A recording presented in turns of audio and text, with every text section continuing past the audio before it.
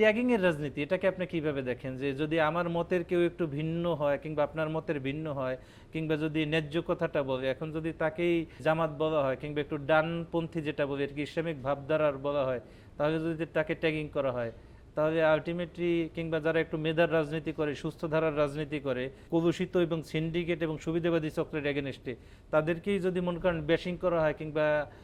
সুপ্ত বা গুপ্ত বলা হয়, এটাকে আপনি কিভাবে দেখবেন? ট্যাগিং রাজনীতি থাকা উচিত না, কিন্তু এটা থেকে আমরা মুক্ত হতে পারছি না এই মুহূর্তে। এটা কিছু সুপ্ত বা গুপ্ত এটা কিছুদিন চলবে, কারণ ওপেন রাজনীতি করেছে তারা, তো কিছুটা ভালো কাজ করেছে সেটা তো তারা প্রমাণ করতেই চাইবে, কারণ তারা ওপেন রাজনীতি করে তারা নানা সমস্যার সম্মুখীন হয়েছে, তারা ঘরে থাকতে পারে নাই, তাদের মাথা ফাটিয়ে দেওয়া হয়েছে। বিএনপি একটা বৃহৎ দল হওয়ার কারণে হয়তো সেটা প্রোটেক্ট করতে পারছে, এই জন্য তার গুপ্ত হতে হয় না।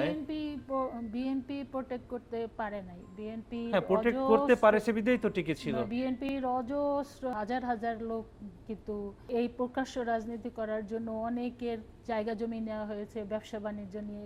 হয়েছে, তারপর অনেক এলাকা থাকতে পারে নাই। তো এখন জামাত দেখা গিয়েছে গুপ্ত রাজনীতি করে তারা ওই এলাকায় থেকেছে, শান্তিতে থেকেছে, ওদের সাথে মিছিল করেছে, তাই তারা অন্যায় কাজ করেছে, তাই সেটা তো এখন বলবে। এই ট্যাগিং রাজনীতি কিছুদিন চলবে, তবে জামাত যদি তার সত্যের জায়গায় চলে আসে, গুপ্ত রাজনীতি থেকে এখন প্রকাশ্য যেহেতু রাজনীতি করা যাচ্ছে, ওই কাজটা যদি আর না করে ধীরে ধীরে হয়তো বা এই